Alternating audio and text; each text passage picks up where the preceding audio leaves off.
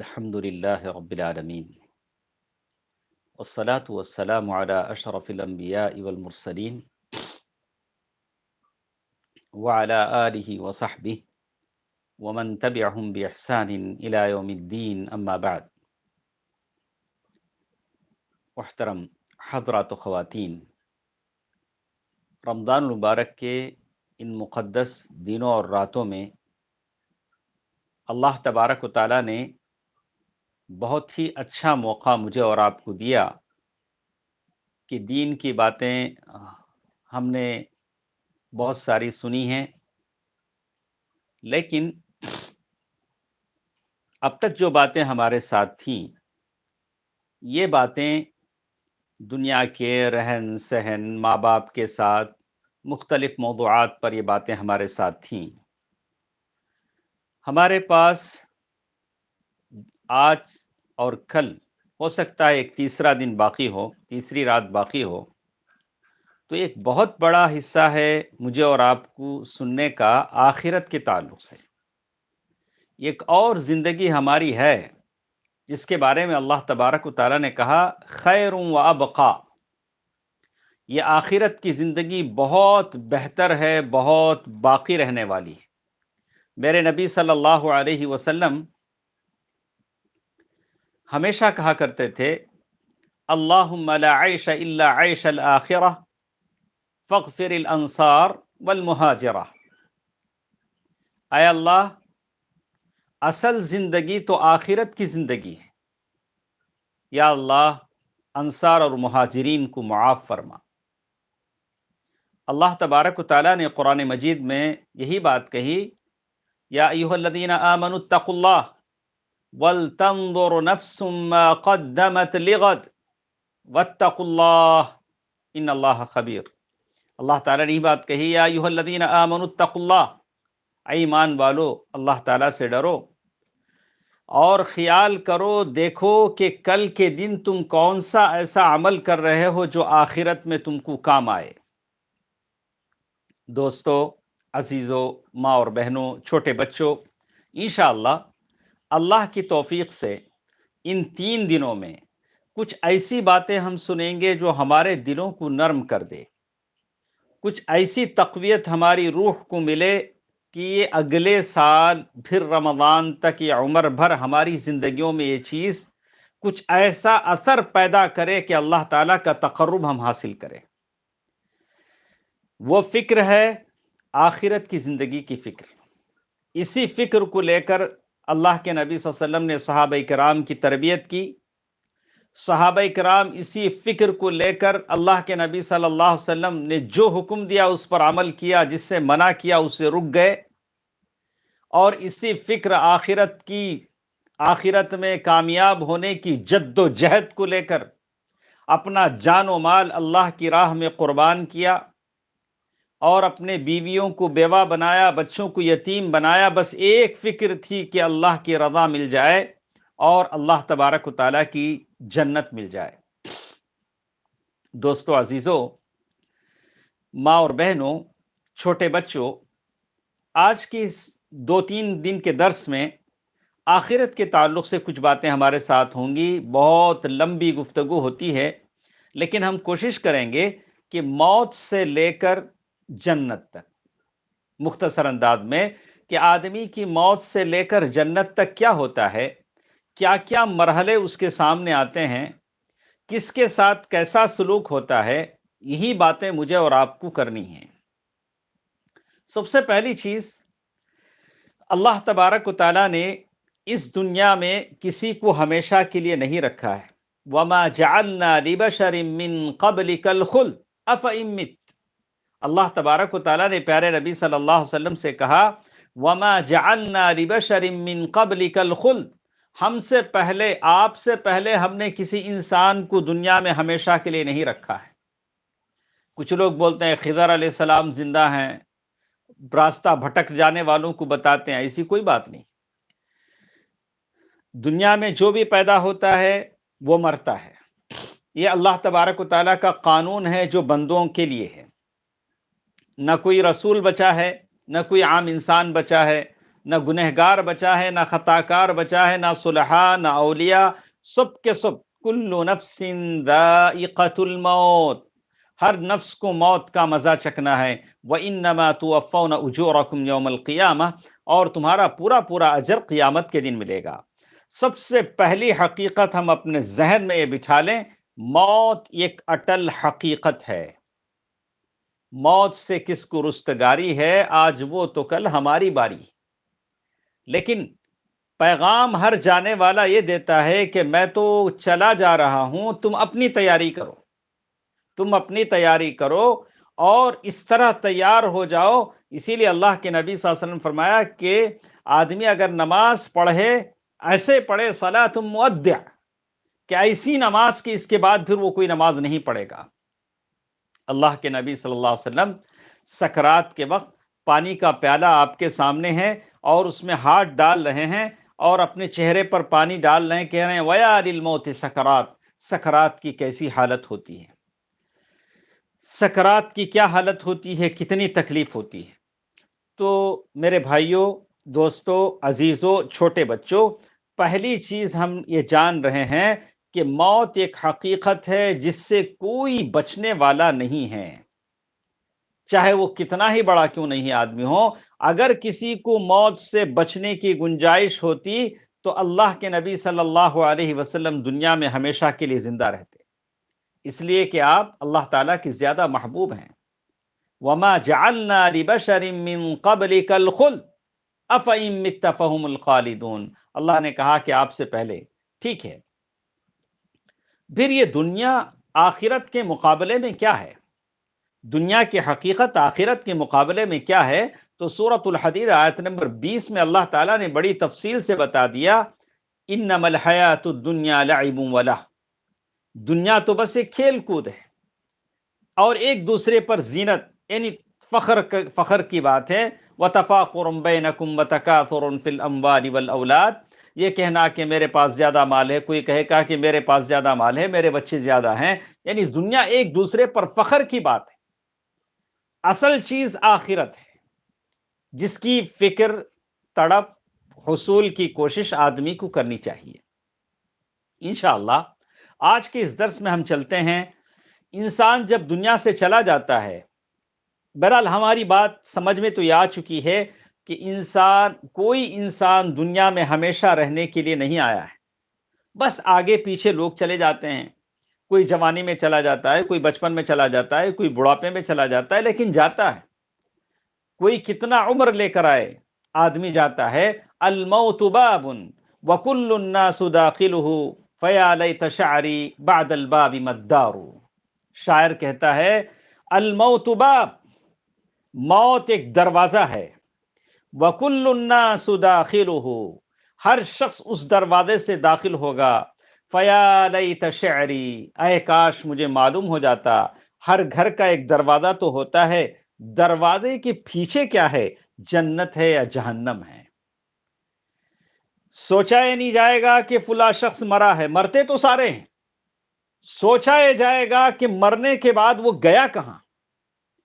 فیا لیت شعری بعد الباب ما الدار، اے کاش میں جان سکتا کہ مرنے کے بعد دروازے میں جو داخل ہوا تو وہ دروازہ کھلا کہاں، جنت میں، جہنم میں، العیاذ باللہ۔ اسی کا ذکر ہم سنیں گے۔ چلیے ہم چلتے ہیں۔ پہلی حقیقت ہماری سمجھ میں آ چکی ہے کہ موت ایک حقیقت ہے، سارے انسانوں کو مرنا ہے، اس سے کوئی بھاگنے والا نہیں ہے۔ اذا جاء اجلها لا يؤخر، جب موت کا وقت آ جاتا ہے تو کوئی اس سے پیچھے نہیں ہٹے گا۔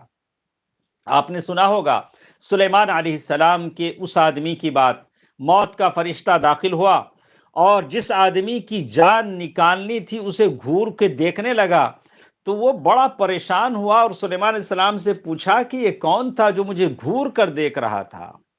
تو سلیمان علیہ السلام نے کہا کہ وہ تو ملک الموت ہے، جو لوگوں کی جانیں نکالتا ہے۔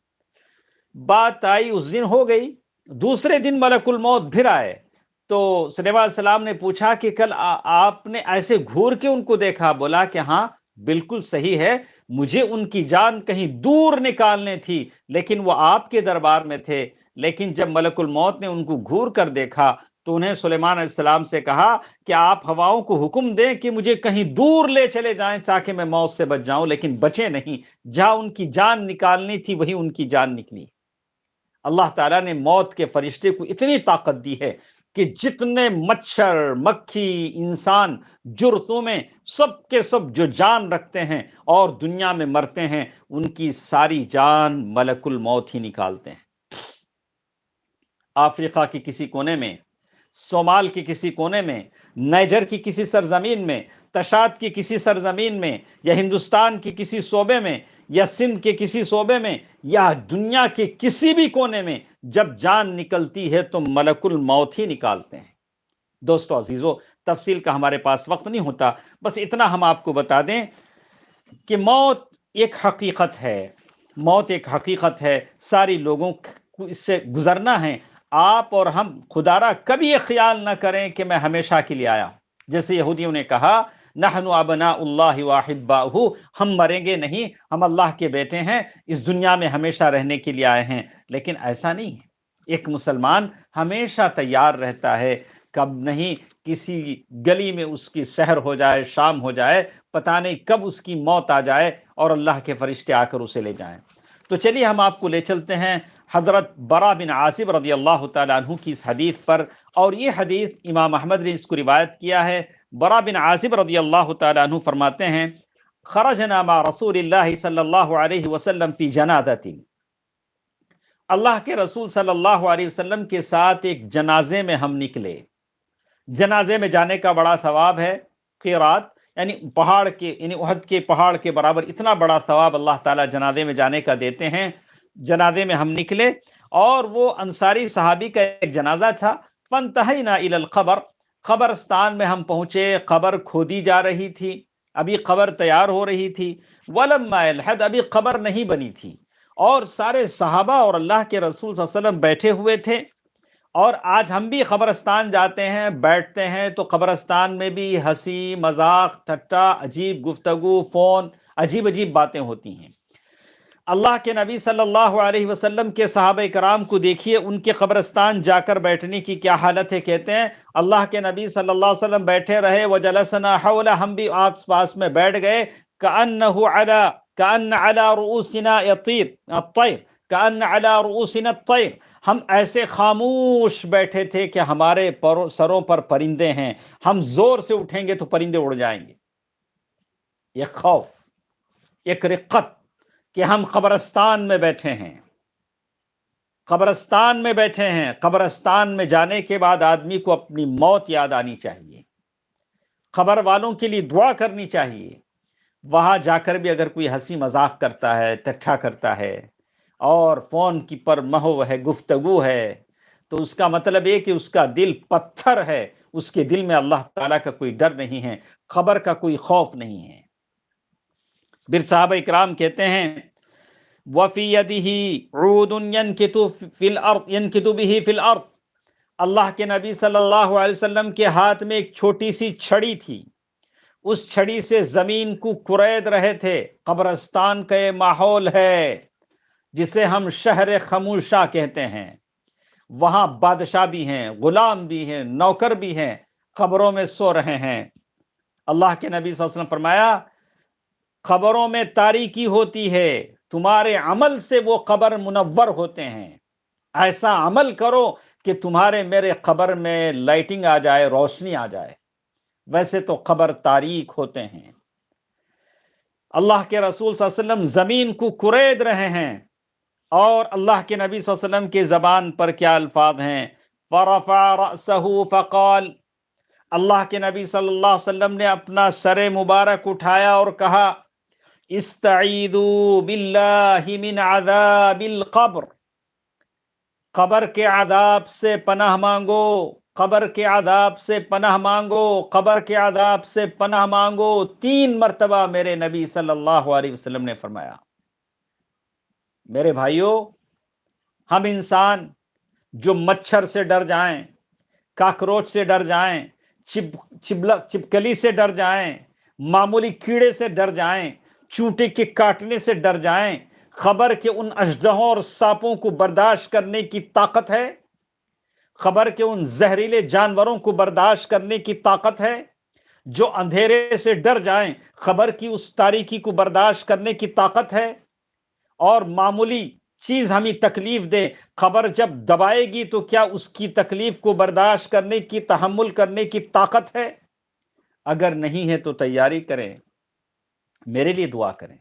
یا ایھا الانسان ما غرک بربک الکریم، اے انسان، کس چیز نے تجھے دھوکے میں ڈال دیا ہے؟ کہاں دھوکے کھائے جا رہے ہو؟ کیسے ان تکلیفوں کو برداشت کرو گے، مشقتوں کو برداشت کرو گے، عذاب کو برداشت کرو گے؟ ما غرک بربک الکریم الذی خلقک فسواک فعدلک۔ اللہ کے نبی صلی اللہ علیہ وسلم تین بار کہہ رہے ہیں استعیذوا باللہ من عذاب القبر، قبر کے عذاب سے پناہ مانگو۔ پھر اللہ کے نبی صلی اللہ علیہ وسلم نے بات بتانی شروع کی، کہا ان العبد المؤمن، بے شک مومن بندہ یا بندی، اذا كان فی انقطاع من الدنیا واقبال من الآخرہ، جب دنیا سے چل چلاؤ کا وقت ہوتا ہے، دنیا سے اپنا بستر لپیٹ رہا ہوتا ہے، آخرت کی طرف اپنا سفر شروع کیا ہوا ہوتا ہے، نزل الیہ من السماء ملائکہ، آسمان سے اس کے پاس فرشتے آتے ہیں۔ اب اس کے چل چلاؤ کا وقت ہے، اب اس کا وقت ختم ہو چکا ہے۔ اب یہ نہیں کہہ سکے گا کہ مجھے مہلت دو، اور وہ کہے گا قال رب ارجعون لعلی اعمل صالحا فیما ترکت کلا انہا کلمۃ هو قائلها ومن ورائہم برزخ الی یوم یبعثون۔ آسمان سے اس کے پاس فرشتے آتے ہیں۔ وہ فرشتے کیسے ہیں؟ دوستو عزیزو، ان فرشتوں کا تعلق ہمارے ساتھ ماں کے پیٹ میں نطفے کی شکل میں پڑنے سے لے کر جنت میں جانے تک ان فرشتوں کا تعلق ہمارے ساتھ ہے۔ ماں باپ جب پہلی مرتبہ ملتے ہیں تو فرشتہ اللہ سے پوچھتا ہے کہ اللہ، اس ملاقات کو ایسے ہی رکھ دیا جائے یا اس ملاقات کو اولاد کا ذریعہ بنایا جائے؟ پھر وہ نطفے کی شکل میں جب بچہ ماں کی رحم میں پہنچتا ہے تو فرشتہ اس کی نگرانی کرنے لگتا ہے، یہاں تک کہ وہ بچہ 4 مہینے کا ہوتا ہے تو اس کی میں روح پھونکی جاتی ہے، اور شقی ام سعید، اور اس کی ساری چیزیں لکھی جاتی ہیں۔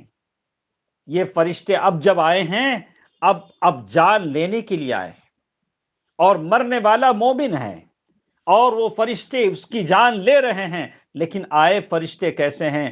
بیض الوجوہ، بڑی چمکتی شکلیں ان کی ہیں، بڑی خوبصورت شکلیں ان کی ہیں، کأن وجوہہم الشمس، ان کی شکلیں سورج کی طرح ہیں۔ اللہ اکبر!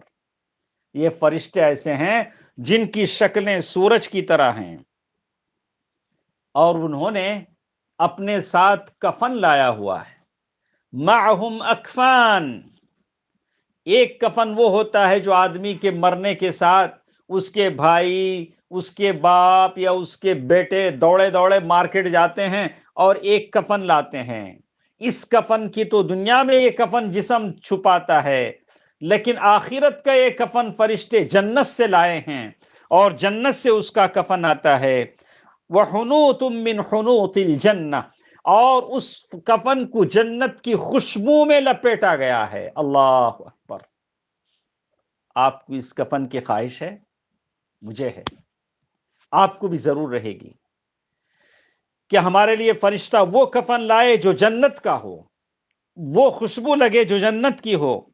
حَتَّى يَجْلِسُوا مِنْهُ مَدَّ الْبَصَرِ، لیکن یہ فرشتے مرنے والے کے قریب نہیں آتے ہیں۔ ان کے ساتھ جنت کا کفن بھی ہے، ان کے ساتھ وہ جنت کا کفن خوشبو میں معطر ہے۔ وہ دور جہاں تک میت کی نگاہ جاتی ہے، دور بیٹھے ہوئے ہیں، دیکھ رہے ہیں۔ ثم یجیء ملک الموت، یعنی جان نکالنے کا فرشتہ آنے تک وہ فرشتے دور بیٹھے ہوئے ہیں۔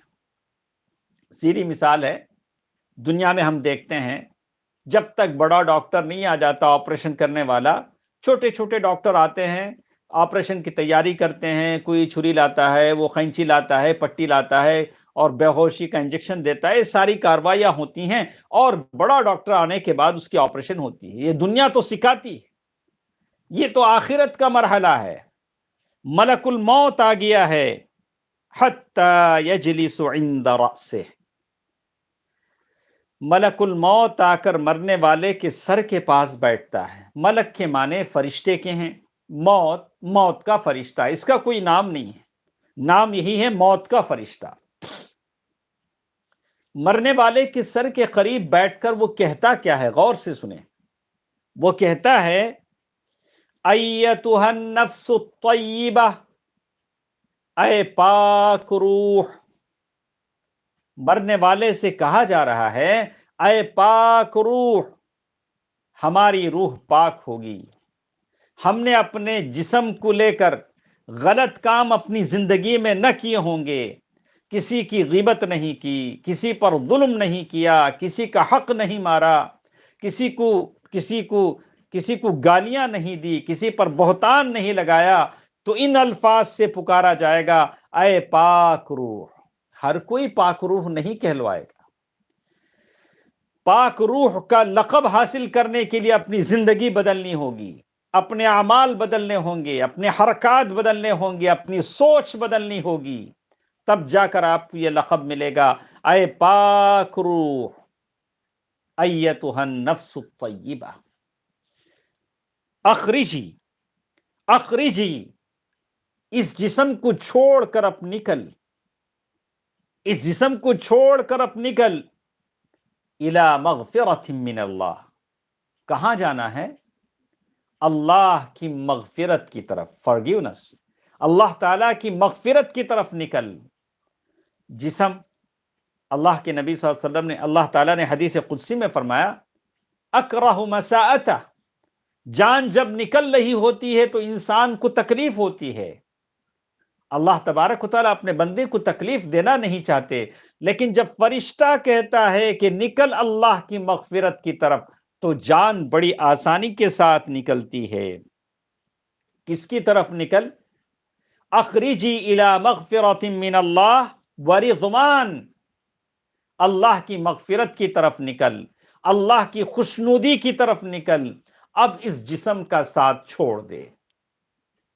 جان جسم سے ایسی نکلتی ہے جیسے اللہ کے نبی صلی اللہ علیہ وسلم نے فرمایا فتخرج تسیل کما تسیل القطرۃ من فی السقا فیأخذها، جان اتنی آسانی سے نکلتی ہے، کسی بوتل میں، کسی گلاس میں آخری قطرہ کتنی آسانی کے ساتھ گرتا ہے، ویسے جان آسانی کے ساتھ نکل جاتی ہے۔ اسے معلوم ہو گیا ہے کہ مجھے اب اللہ کی رضا کی طرف نکلنا ہے۔ آپ نے دیکھا ہوگا بہت سارے اللہ کے نیک بندے مرتے ہیں تو چہرے پر کوئی کرب، تکلیف، شدت کے آثار نظر نہیں آتے، بڑی ہنسی خوشی اللہ تعالیٰ کی طرف جا رہے ہیں۔ یا ایتھا النفس المطمئنہ ارجعی الی ربک راضیۃ مرضیہ فادخلی فی عبادی وادخلی جنتی، نکل اللہ تعالیٰ کی رضا کی طرف، میری جنت کی طرف نکل۔ حدیث میں بتایا گیا اب جیسی ہی جان جسم سے نکلتی ہے، ملک الموت اسے اپنے ہاتھوں میں لیتا ہے، فَإِذَا أَخَذَهَا لَمْ يَدْعُوهَا فِي يَدِهِ طُرْفَةَ عَيْنٍ، اور ایک پل بھر کے لیے اس جان کو نہیں چھوڑتا ہے، اور جیسے ہی جان باہر آتی ہے اسے جنت کے کفن میں لپیٹتا ہے، اور وَيَخْرُجُ مِنْهَا، جیسے ہی وہ جان جنت کے کفن میں لپیٹی جاتی ہے اس سے خوشبو آنے لگتی ہے، جنت کی خوشبو ہے، جنت کی خوشبو آنے لگتی ہے، كَأَطْيَبِ نَفْحَةِ مِسْكٍ وُجِدَتْ عَلَى وَجْهِ الْأَرْضِ، چاہے زمین پر اس سے اچھی خوشبو کوئی نہیں، اتنی اچھی خوشبو آنے لگتی ہے۔ اور کہتے ہیں فَيَصْعَدُونَ بِهَا، فرشتے اب اس روح کو جنت کی کفن میں لپیٹ کر آسمان کی طرف لے کر جا رہے ہیں۔ اب دنیا کا ماحول الگ ہے، جسم ٹھنڈا ہو چکا ہے، اب اس جسم کو لے کر اس کے رشتہ دار رو رہے ہیں، تڑپ رہے ہیں، یہاں کی حالت الگ ہے، لیکن روح اوپر چلی گئی ہے اور فرشتے اسے لے جا رہے ہیں۔ الا قالوا ما هذه الروح الطیب، آسمان کا ہر فرشتہ کہتا ہے کہ ارے یہ کون سی روح جا رہی ہے جس سے اتنی خوشبو آ رہی ہے، ساری زمین آسمان کا یہ علاقہ خوشبو سے معطر ہے۔ اللہ اللہ، ہم اگر ایسے مریں تو ہماری روح کا ایسا ہی حال ہو، ہماری روح ایسے ہی لی جائی جائے، جنت کا اس کے لیے کفن آئے، خوشبو سے ایسے معطر ہو۔ سارے فرشتے پوچھیں گے، ان کو جواب ملے گا فلان بن فلان باحسن اسمائه التي كانوا يسمونه بها في الدنيا، اس کا دنیا میں سب سے اچھا جو نام ہوگا، فرشتے وہ نام لے کر کہیں گے یہ روح فلاں اس آدمی کی ہے، یعنی اس کا اچھا سا نام لے کر بولیں گے جس نام کو وہ پسند کرتا تھا۔ روح کا یہ جرنی سفر ہے زمین سے آسمان تک، حتی ینتہو بہا الی سماء الدنیا، روح آسمان پر پہنچ چکی ہے اور دروازہ کھولنے کو کہا جا رہا ہے۔ آسمان میں دروازے ہیں، ایسے نہیں جیسے ہم آسمان پہ سر اٹھاتے ہیں تو آسمان دکھتا ہے کہ کھلا کھلا ہے۔ آسمان کے دروازے ہیں اور آسمان ایک ایک کر کے کھلتا کھلتا ساتوں آسمان پر اللہ کے اس نیک بندے کی روح پہنچ رہی ہے۔ اللہ اس نیک بندے کی روح کو دیکھ کر کہہ رہے ہیں اکتبوا کتاب عبدی فی علیین، میرے بندے کا نام علیین میں لکھ دو، میرے بندے کا نام سب سے اعلیٰ درجے میں لکھ دو، وَعِیدُوهُ إِلَى الْأَرْضِ، اور پھر اسے زمین میں لوٹا دو، اسے زمین میں لوٹا دو اور اس کا نام علیین میں لکھ دو۔ اور اللہ کہیں گے منہا خلقہم وفیہا عیدہم ومنہا اخرجہم تارۃ اخری، اسی زمین سے میں نے اسے پیدا کیا، اسی زمین میں اسے لوٹاؤں گا، اسی زمین سے دوبارہ اسے نکالوں گا۔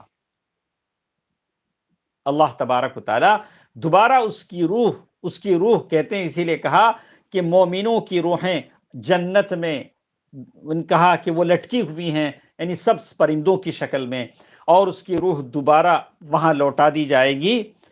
فَتُعَادُ رُوحُهُ فَيَأْتِيهِ مَلَكَانِ، اب دوبارہ اس کی روح لوٹا دی گئی۔ اب دنیا میں کیا ہوا؟ دنیا میں سارے لوگ مرنے والے کی اطلاع دینے کے لیے دوڑ رہے ہیں اور نہلانے کفنانے کی تیاریاں ہو رہی ہیں، اور نہلانے اور کفنانے کے ساتھ ساتھ میت قبرستان پہنچ رہی ہے اور جنازے کی نماز ہو گئی ہے اور میت قبر میں دفنا دی گئی ہے۔ یہ تو انسانوں کا کام ہے، اسی لیے کہتے ہیں کہ میت مرنے کے بعد اسے کفن دفن کرنا یہ ضروری ہے، یہ تو ضروری ہے، اور قبر میں سوال و جواب ہوگا، لیکن اللہ کے نبیوں کو نہیں ہوگا، اللہ کے نبیوں کو قبر میں سوال و جواب نہیں ہوگا، شہید کو قبر میں سوال و جواب نہیں ہوگا، اور اللہ کے نبی صلی اللہ علیہ وسلم نے کہا کہ وہ قبروں میں بھی نماز پڑھتے ہیں، یہ عام انسانوں کے لیے نہیں۔ اب یہ تو تھی باہر کی جو کچھ انسان کے ساتھ ہوتی ہے، اور اسے وہ اچھا انسان ہے تو کہے گا مجھے جلدی جلدی قبرستان لے چلو، قبرستان آئے گا اور قبرستان میں اسے دفنا دیا جائے گا، جنازے کی نماز ہوگی اور پھر قبرستان میں دفنا دیا جائے گا۔ تو کہتے ہیں اس کے پاس فرشتے آئیں گے، فیجلسانی، اور جب لوگ دفنا کر وہاں سے پیچھے ہٹ جائیں گے تو فرشتے اس کو اٹھا کر بٹھائیں گے، فیقولون لہ، اور اس سے کہیں گے کہ من ربک۔ آپ تصور کر سکتے ہیں کہ ابھی ابھی وہ قبر میں دفن ہوا ہے، وہاں کے حالات سے وہ مانوس نہیں ہیں کہ جو کچھ اس کے ساتھ ابھی مٹی کے اوپر وہ تھا، ابھی مٹی کے اندر دفن کر دیا گیا، اپنوں نے اسے دفنایا، وہاں سے نکل گئے اور قبرستان میں اسے دفنا دیا گیا، اور فرشتے اس کے پاس آتے ہیں، کہتے ہیں مر ربک مر ربک، سب سے پہلا سوال اس سے ہو رہا ہے کہ تمہارا رب کون ہے؟ بچوں کو بتائیے، رب کے معنی یہ ہوتے ہیں کہ آپ اللہ تبارک و تعالی کے بارے میں جانیں اللہ تبارک و تعالیٰ کی قدرت کیا ہے، اللہ کی عظمت کیا ہے، اللہ کے اسماء و صفات کیا ہیں، اللہ تبارک و تعالیٰ کے بارے میں معرفت اللہ عز و جل، اللہ تعالیٰ کے بارے میں آپ کی معلومات ہوں، اللہ تبارک و تعالیٰ سے آدمی جتنا اللہ کو پہچانے گا اللہ سے اتنا ڈرے گا۔ اللہ سے کون نہیں ڈرے گا؟ جو اللہ کو نہیں پہچانے گا وہ اللہ سے نہیں ڈرے گا۔ اسی لیے اللہ تعالیٰ نے کہا انما یخشی اللہ من عبادہ العلماء، اللہ تبارک و تعالیٰ سے سب سے زیادہ ڈرنے والے علماء ہیں، جو اللہ تعالیٰ کو زیادہ پہچانتے ہیں۔ علم کا یہ فائدہ ہے کہ اللہ کی خشیت عالم کے دل میں پیدا ہوتی ہے۔ اللہ توفیق دے۔ علم کی یہ برکت ہے جو انسان کو عطا ہوتی ہے۔ من کان اعرف باللہ اخوف من، جو اللہ تبارک و تعالیٰ کو جتنا زیادہ پہچانتا ہے اللہ سے اتنا زیادہ وہ ڈرتا ہے۔ تو فرشتہ قبر میں سب سے پہلا سوال یہی کر رہا ہے مر ربک، تمہارا رب کون ہے؟ وہ کہے گا ربی اللہ، میرا رب اللہ ہے۔ دوسرا سوال کرے گا ما دینک، تمہارا دین کیا ہے؟ وہ کہے گا دینی الاسلام، میرا دین اسلام ہے، میں مسلمان ہوں۔ اور وہ کہے گا ما هذا الرجل الذي بعث فيكم، اس آدمی کے بارے میں کیا کہتے ہو جو رسول بنا کر تمہارے طرف بھیجے گئے؟ اللہ کے نبی صلی اللہ علیہ وسلم کی شبیہ اسے بتائی جائے گی۔ اسی لیے ہم کہتے ہیں دوستو، اللہ کے نبی کو اپنا امام بناؤ، اپنے اعمال میں، اپنے اقوال میں، اپنے سلوک میں، اپنے نہج زندگی میں، زندگی گزارنے کے طور و طریقے میں اللہ کے نبی کو جو پسند ہے وہ کرو۔ قرآن نے اسی کا حکم دیا کہ اللہ تعالیٰ، اللہ کے رسول صلی اللہ علیہ وسلم جس بات کو کہیں وہ کرو، جس سے منع کرے رک جاؤ۔ خبر میں کسی اور کی تصویر تمہیں بتائی نہیں جائے گی، شبیہ بتانی ہی نہیں جائے گی کہ دیکھو یہ اعلی حضرت کو تم جانتے ہو، یہ پیر صاحب کو تم جانتے ہو، ان کے ہاتھ پر تم نے بیعت کیا، ان کا جیب تم نے گرم کیا، یہ ساری چیزیں نہیں پوچھیں گے۔ آپ کو یہی پوچھیں گے اللہ کے نبی صلی اللہ علیہ وسلم کے تعلق سے تم کیا کہتے ہو صلی اللہ علیہ وسلم۔ اللہ کے نبی صلی اللہ علیہ وسلم اگر وہ صحیح معنی میں متبع سنت تھا، اللہ کے نبی صلی اللہ علیہ وسلم کا شیدائی تھا، بہت سارے ہیں نام نبی کا لیتے ہیں اور جیسے ہی نام آتا ہے چوم لیتے ہیں، بولتے ہیں سبحان اللہ، حق ادا ہو گیا۔ نہیں، ایسی بات نہیں ہے۔ اللہ کے نبی صلی اللہ علیہ وسلم نے طائف کے پتھر بھی کھائے ہیں، کعبۃ اللہ کے ارض مقدسہ حرم کی اس اطراف اللہ کے نبی نے کئی ایسی غلط باتیں سنی، کسی نے شاعر کہا، کسی مجنون، کسی نے کچھ کہا۔ آدمی اللہ کی راہ میں، دین کی تبلیغ میں، دین کی دعوت دینے میں لوگوں سے تکلیفیں برداشت کرتا ہے، لوگوں کی الزامات کو سنتا ہے، صبر کرے اور کہے کہ اللہ میرے نبی نے جو تکلیفیں اٹھائی میں اس کے مقابلے میں میری حیثیت کچھ بھی نہیں۔ اللہ کے نبی صلی اللہ علیہ وسلم کو بتلایا جائے گا اس آدمی کے بارے میں تم کیا کہتے ہو اور اس بارے میں تم کیا کہتے ہو، وہ آدمی فوراً کہے گا ہوا رسول اللہ صلی اللہ علیہ وسلم، ارے یہ تو میرے نبی صلی اللہ علیہ وسلم ہے، ان کو میں کیسے نہ جانوں، ان کی باتوں پر میں عمل کرتا تھا، صبح شام قال اللہ قال الرسول کی صدائیں میرے کانوں میں ہوتی تھیں، دعائیں ہم اللہ کے نبی کے طور و طریقے پر پڑھتے تھے، نمازیں نبی کے طریقے پر پڑھتے تھے، روزے نبی کے طریقے پر رکھتے تھے، ہمارے صبح و شام نبی کے طریقے پر ہوتے تھے، ہم نبی کے شیدائی تھے صلی اللہ علیہ وسلم۔ اللہ کے نبی صلی اللہ علیہ وسلم کی سنت پر ہم مر مٹتے تھے۔ لوگوں نے اللہ کے نبی کی سنتوں کو زندہ کرنے کے لیے کیا کیا نہیں کیا۔ اس سے پہلے ایسا ہوتا تھا کئی مسجدوں میں زور سے آمین بولا تو دھکے مار کے لوگوں نے مسجدوں سے نکال دیا، یا مسجدوں میں سنتوں کے مطابق آمین کہہ دیا تو لوگوں نے مسجدیں دھلوا دی، کہا کہ ان سے مسجد ناپاک ہو گیا، العیاذ باللہ۔ دوستو عزیزو، اب اللہ کا فضل ہے، لوگ سمجھ چکے ہیں، ہدایت کی طرف آ چکے ہیں، ایک دین کی طرف لوگ اب مسلمان سارے ایک دل ہو چکے ہیں، کفر کے خلاف ان دیوار بن کر انشاءاللہ کھڑیں گے، اللہ کے نبی صلی اللہ علیہ وسلم کی سنت پر عمل کریں گے، اور پھر وہ فرشتے کہیں گے۔ لوگ عام طور سے سمجھتے ہیں کہ خبر میں 3 ہی سوالات ہوتے ہیں، من ربک وما دینک ومن نبیک، کہ تمہارا رب کون ہے، تمہارا دین کیا ہے، تمہارے نبی کون ہیں۔ یہ تو 3 سوالیں ہوتی ہیں، لیکن ایک چوتھا سوال بھی ہے جس کو لوگ کہتے نہیں ہیں یا بہت کم جانتے ہیں۔ ایک چوتھا سوال بھی وہاں ہوگا، وما علمک، تم نے جانا کیسے، یہ باتیں تمہیں کیسے معلوم ہوئی، تمہارا علم کیا ہے، تمہاری یہ جانکاری کہاں سے ہے۔ تو معلوم یہ ہوتا ہے کہ علم وہ ہوتا ہے جو آدمی صحیح سورسز سے حاصل کرے، کتاب اللہ، سنت رسول اللہ صلی اللہ علیہ وسلم، صحیح علماء کے ساتھ بیٹھے، سنت یعنی سنت پر عمل کرنے والے علماء کے ساتھ بیٹھے، علماء ربانیین کے ساتھ بیٹھے، ان سے علم حاصل کرے، یہی پوچھا جائے گا۔ اسی لیے کہا کہ دیکھو، علم تمہارا دین ہے، اچھی طرح سن لو کہ علم تم کہاں سے حاصل کر رہے ہو۔ کوئی ایسا نہیں ہے کہ علم صحیح علماء سے حاصل کیا جائے، وما علمک، اور صحیح جگہ سے حاصل کیا جائے۔ وہ صحیح جگہ یا تو اللہ کی کتاب ہے یا اللہ کے نبی صلی اللہ علیہ وسلم کی صحیح احادیث ہیں۔ ترکت فیکم امرین لن تضلوا ما تمسکتم بہما کتاب اللہ و سنت رسولی۔ وہ آدمی چوتھے سوال کا جواب بھی دے گا، وہ مومن خبر میں کہے گا، قرأت کتاب اللہ، میں نے اللہ کی کتاب پڑھی۔ اللہ نے لاک ڈاؤن کی بھی ایسی آزمائش لائی ہے۔ اب عید جب آئے گا، اب یہ جو نمازیں ہوتی ہیں، ہمارے گھر کے مردوں کی آزمائش ہیں کہ آپ کو اللہ کا کتنا علم ہے، اللہ کی کتابوں کا کتنا علم ہے، آپ کو قرآن کتنا یاد ہے۔ اب تک کسی امام کے پیچھے کھڑے ہو کے نماز پڑھتے تھے، آپ کو خود اب امام بن کے نماز پڑھانا پڑتا ہے، اپنے گھر کے عورتوں کی امامت کرنی پڑتی ہے۔ آج آپ کی سمجھ میں آ گیا ہوگا کہ دین کے علم کی کیا قدر ہے۔ اپنے بچوں کو جنہوں نے پڑھایا، یقیناً وہ خوش نصیب ہیں۔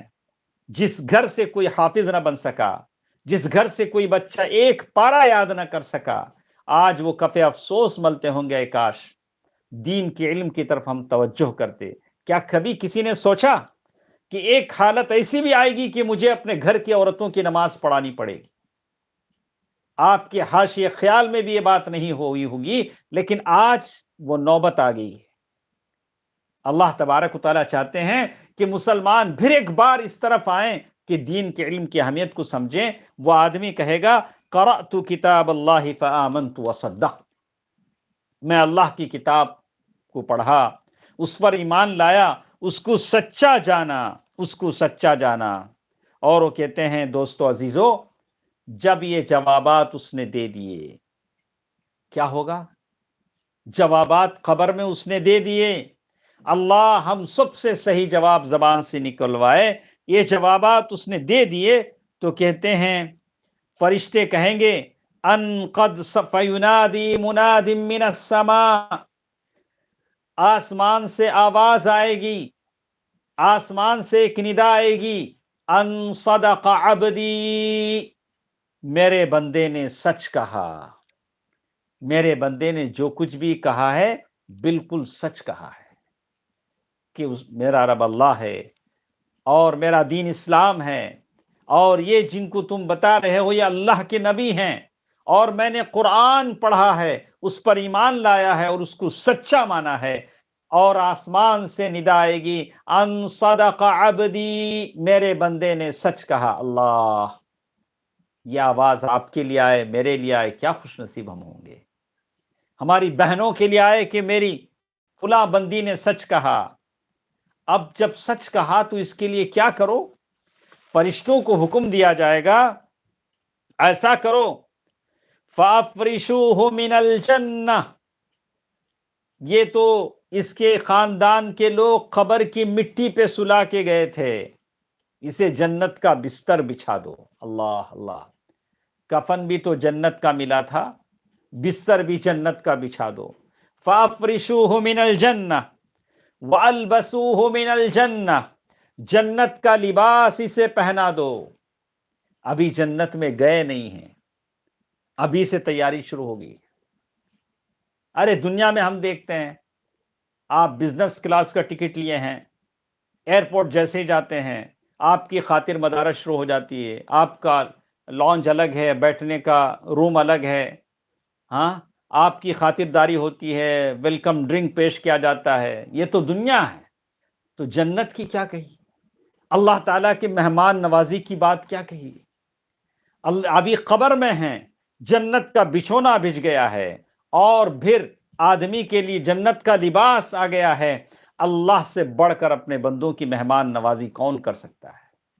اللہ ایسا کرم کرنے والا، ایسا دینے والا، جس کے خزانوں میں کوئی کمی نہیں ہے۔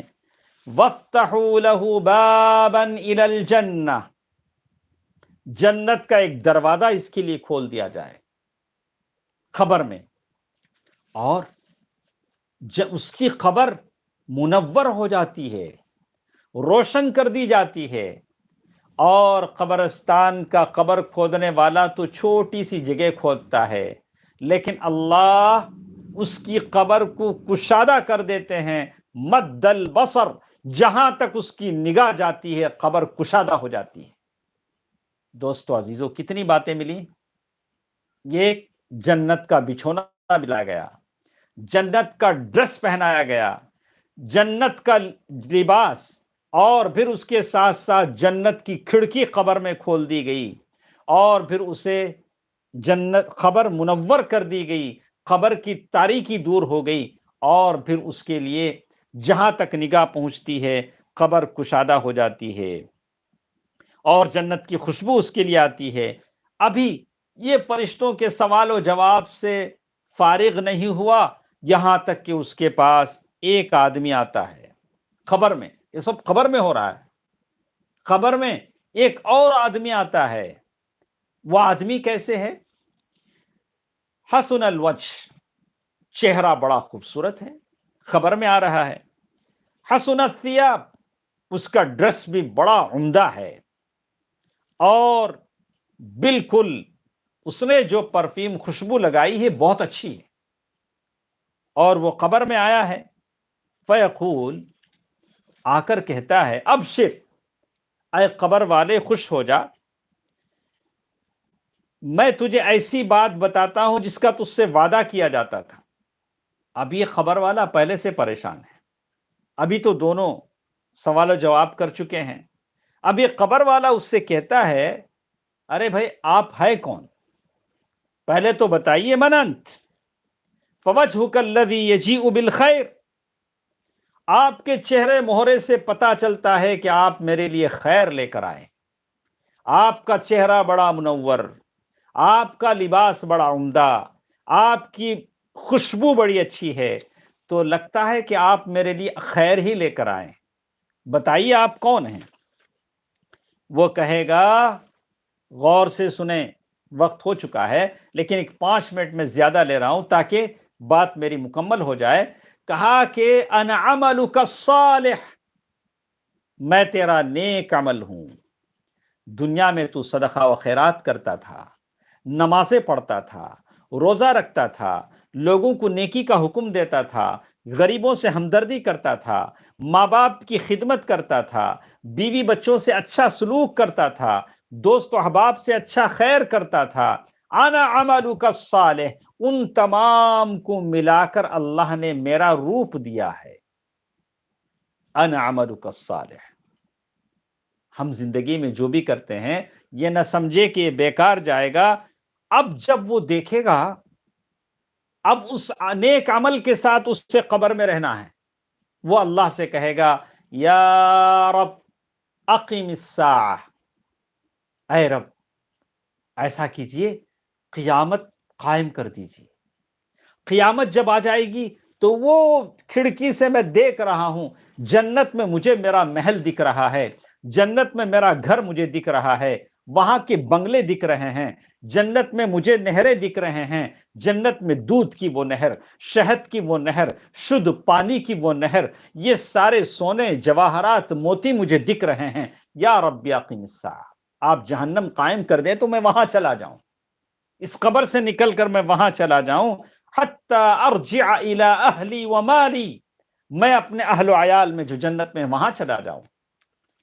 تو قال، کہتے ہیں وَإِنَّ الْعَبْدَ الْكَافِرِ، یہ تو نیک آدمی کی بات ہوگی، لیکن نیک آدمی کی اس گزارش پر کہا جائے گا نم کنومت العرس، ابھی نہیں، جب قیامت قائم ہوگی تو تم جائیں گے ضرور، ابھی سو جاؤ جیسے دلہن سوتی ہے۔